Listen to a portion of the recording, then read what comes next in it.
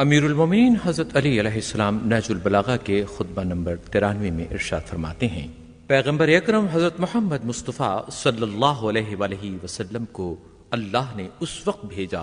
کہ جب لوگ حیرت و پریشانی کے عالم میں گم کردہ راہ تھے